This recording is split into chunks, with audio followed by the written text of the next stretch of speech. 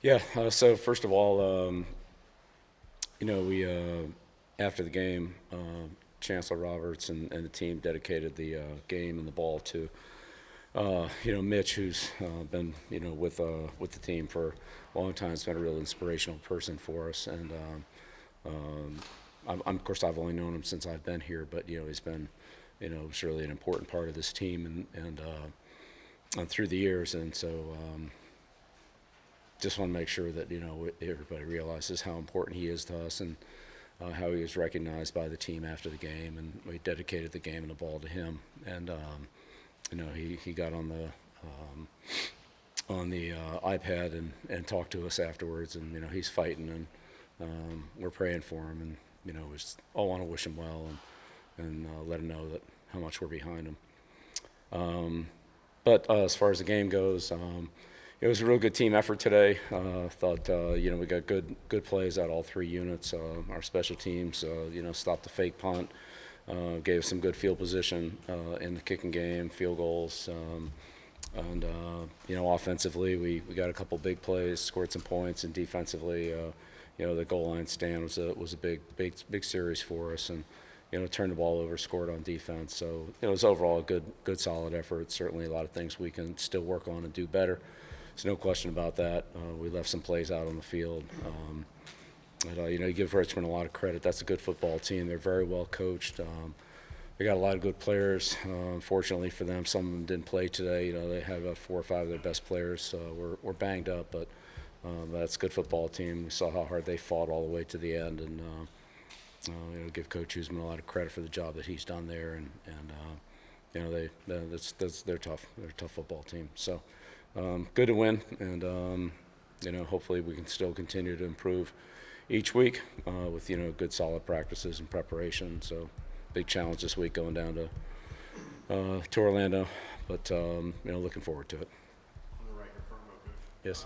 Coach, Andrew Jones, Starter 24/7. What do you like that you've seen from your interior defensive front the last couple of weeks? Progress that they've made in the last few weeks. Yeah, second half of the TCU game, was tough. We kind of got banged around a little bit there. We've done a better job of defeating blockers and holding the line of scrimmage, playing with better technique.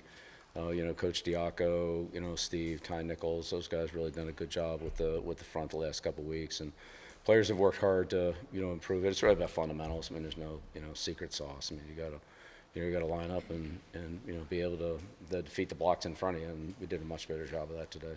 That's a quick follow-up. The amount period that you guys have been extending into the season. Do you think you really know that group really well now? Oh, I mean, you find out more every week. So, like I said, this is a big challenge for us this week. These guys, Richmond has a really good running game. The quarterback's a big part of the running game. He's about 50% of it in the backs. Today they used a kind of a new formation with their 2 backs and 3 receiver sets instead of the tight end that they had. So they had some different, formations in motion on that caused us to make some adjustments to it.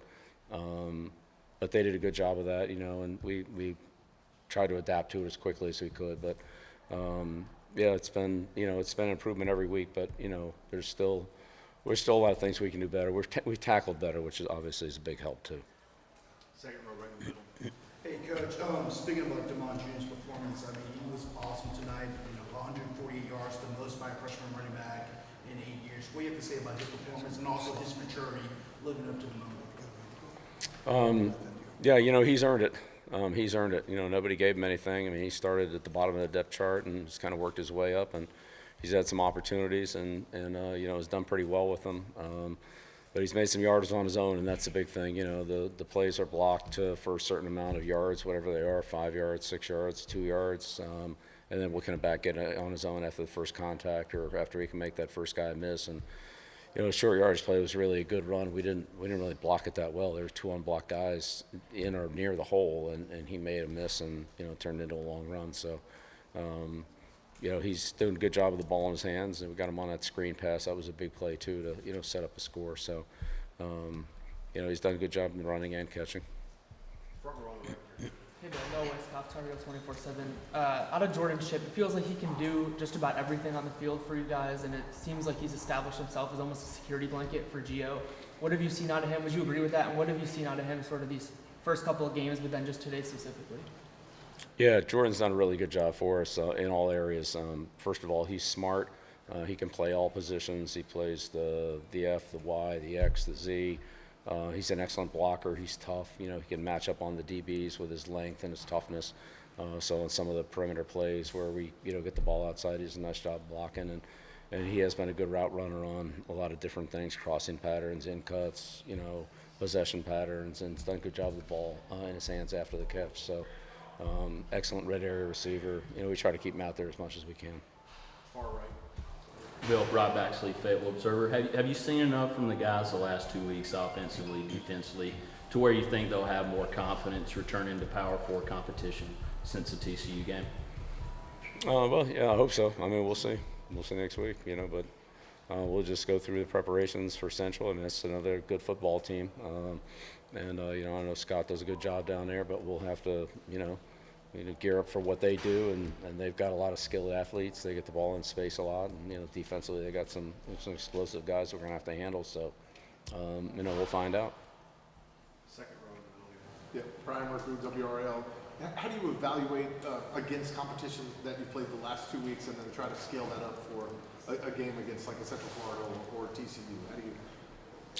Yeah, well, I mean, again, Charlotte and Richmond have a lot of good football players. I mean, those are good programs, and especially Richmond. I mean, they've, been at the top of their division, the last several years, and played for championships and all that. So, but look, we just keep working on doing what we can do to work to get better, and I feel like we've made some improvement. But yeah, we'll see what happens next week when we play somebody else. I don't know.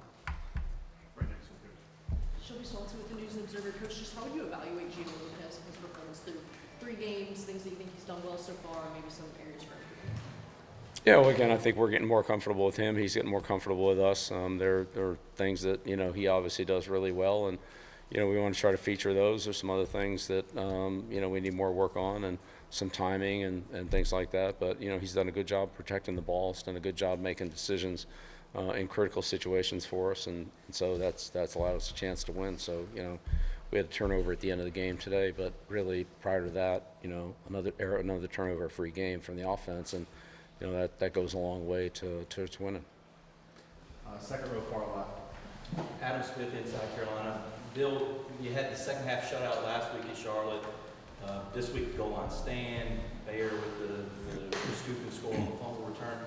Would you say that this defense is maybe showing an ability to focus and lock in more throughout the course of a game? Like, what have you seen from you guys defensively to allow you to have some of these second halves where you play pretty well defensively?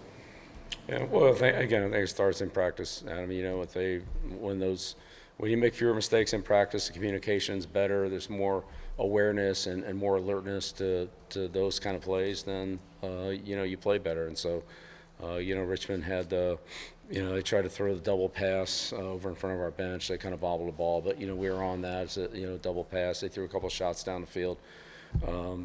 Dawson made a tremendous catch on that ball down the sideline, but we covered the deep ball pretty well with these guys, and they're an explosive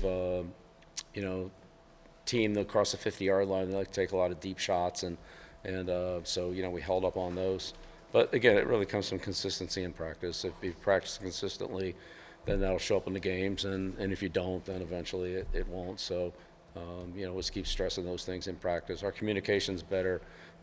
Playing with each other, starting to get a better feel and anticipation for the way we can play off each other and so forth, and hopefully it'll continue to improve with each week. That's our goal, is just keep getting better every week. Left front row coach. Yeah, Jeremiah Holloway with South Carolina. I wanted to go back to Demond. You talked about what he did tonight specifically. You also mentioned he's one that kind of worked his way up the depth chart and things like that. Observing him in practice and then obviously seeing it take shape in these last couple of games, what makes his style of running, I guess, so effective for you guys out there? Well, I mean, he's a strong one-cut runner.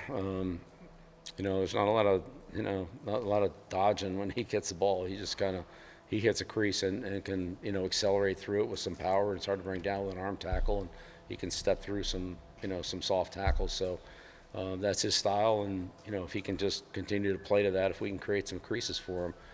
We saw it last week in Charlotte, and again today. I think that that's how he can be effective. I mean, this is we're not talking about Gale Sayers here. I mean, this isn't like a scat back jitterbug kind of guy, but he can hit it and go, and that's what he does best. So, hopefully we can get him in that situation. Two more. Front row on the left. Bill, Aiden Jensen, Tar Heels Wire, going off of Adam's question, focusing on the defense, Melkart really showing he could be a leader on your defensive line.